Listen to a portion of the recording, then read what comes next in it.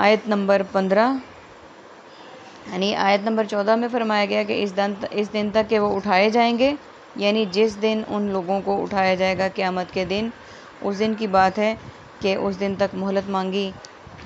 فرمایا بے شک تو مہلت دیے جانے والوں میں سے ہے، یعنی بے شک اللہ تعالیٰ نے فرمایا کہ تجھے مہلت دی جاتی ہے۔ اب اس نے کیا کہا آگے سے؟ اس نے کہا تو اس وجہ سے کہ تو نے گمراہ کیا مجھے، یعنی مہلت اس لیے مانگی کہ اس نے کہا کہ اللہ نعوذ باللہ اللہ تعالیٰ نے اسے گمراہ کیا۔ لازماً میں بیٹھوں گا ان کو گمراہ کرنے کے لیے تیرے سیدھے راستے پر، یعنی تو نے جو اپنے لوگوں کو سیدھا راستہ بتایا میں اس پر بیٹھ کر انہیں روکوں گا، الٹے راستے کی طرف ان کی نشاندہی کروں گا ان کو۔ اب کیسے کہ جو لوگ نماز پڑھنے جاتے ہیں ان کو روکوں گا، جو روزہ رکھنا چاہتے ہیں ان کو منع کروں گا، اور جو بے راہ روی سے بچنا چاہتے ہیں اور سیدھے راستے پر چلنا چاہتے ہیں ان کو منع کروں گا۔ اس کی چھوٹی سی مثال ہے کہ اللہ سبحانہ وتعالیٰ نے اب ایک مزید ذریعہ بنا دیا ہمارے لیے دین کو پھیلانے کا۔ نیٹ استعمال کرتے ہیں، موبائل استعمال کرتے ہیں، یوٹیوب استعمال کرتے ہیں، تو اس میں بھی دیکھیں بعض اوقات ارادتاً انسان اپنے دین کا کوئی کام کر رہا ہے، کچھ دیکھ رہا ہے، لیکن اب یہ دیکھیں کہ یوٹیوب کی ویڈیوز کے اندر جو ایڈ آتے ہیں وہ بھی کھلے عام انسان کو بے راہ روی کی دعوت دیتے ہیں۔ یہاں پہ بھی شیطان ہم پہ حاوی ہوتا ہے پوری طرح سے، اور وہ کوشش کرتا ہے کہ ہم انہیں دیکھیں، کیونکہ اس طرح کے شیطانی کاموں میں اٹریکشن بہت زیادہ ہے، اور ہم دیکھیں کہ ہم اس ویب سائٹ کو ہم لائک کریں نہ کریں،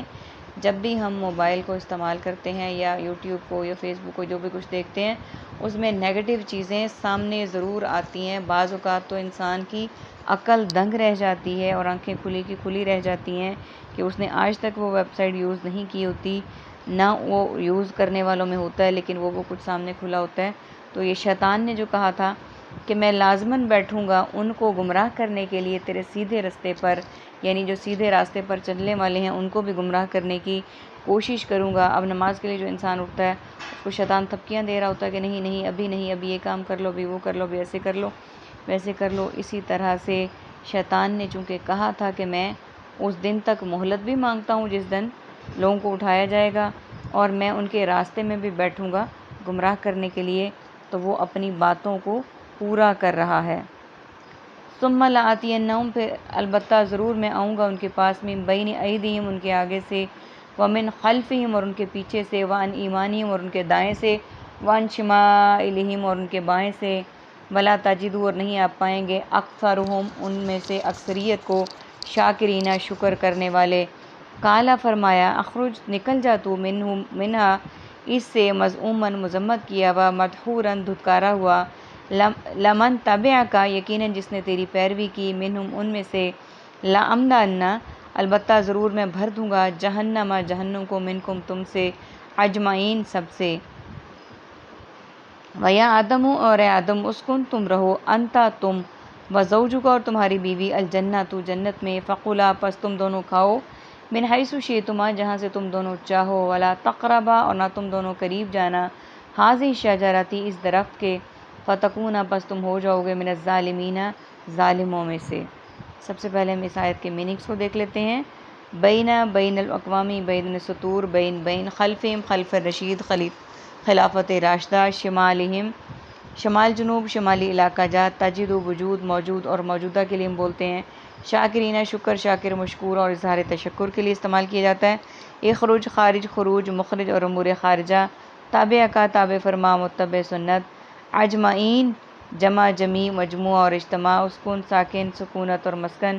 زوج کا زوجہ زوج ازواج مطہرات، فقلا اکل شرب ماکولات اور مشروبات، شئتما ماشاء اللہ انشاءاللہ اور مشیت الہی کے لیے ہم بولتے ہیں، تقربا قرب قریب اور قرابت کے لیے، الشجرۃ شجر کاری شجرہ نسب شجر و حجر کے لیے بولتے ہیں، عربک کا ورڈ ہے۔ آتینا میں آؤں گا، ایدہم آگے، ایمانی دائیں، مذموم مدحورا مذمت کیا ہوا دھتکارا ہوا، املأن بھر دوں گا۔ یہ ورڈز ہمارے پاس عربک کے ہیں، باقی ورڈز ہمارے پاس رپیٹڈ بھی ہیں اور اردو سے ریزمبل کرتے ہوئے ہیں۔ اب شیطان نے کیا کہا کہ کہ میں ضرور آؤں گا ان کے پاس، یعنی جب بہکانے کی بات ہو گئی کہ میں لوگوں کو بہکاؤں گا، ان کے راستے میں بیٹھوں گا، تو پھر کہا کہ میں آؤں گا ان کے پاس، ان کے آگے سے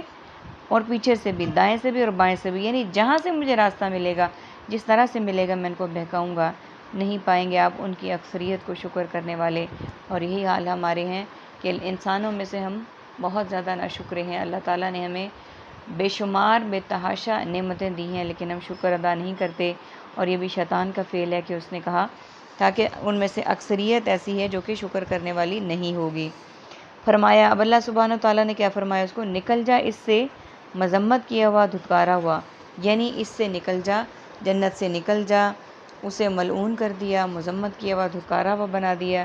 یقیناً اور جس نے تیری پیروی کی ان میں سے، ضرور میں بھر دوں گا جہنم کو تم سب سے، یعنی جو بھی تیری پیروی کرے گا اسے اور تمہیں، تم سب کو جہنم سے میں بھر دوں گا، اور جہنم ایسے ہی لوگوں سے بھری جائے گی۔ اور اے آدم، رہو تم اور تمہاری بیوی جنت میں، پھر دونوں کھاؤ جہاں سے تم چاہو، اور مت تم دونوں جانا اس درخت کے قریب،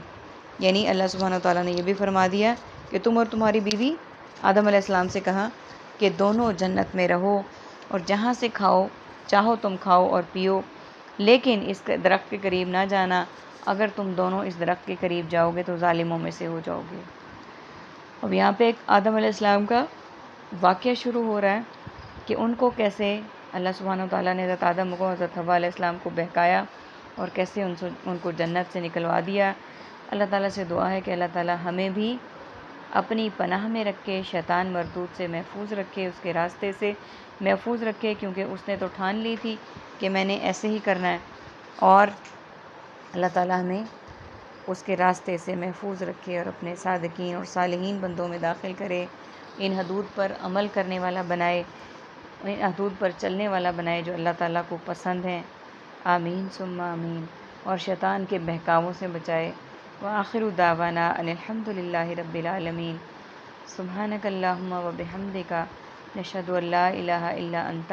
نستغفرک ونتوب الیک۔ السلام علیکم ورحمۃ اللہ وبرکاتہ۔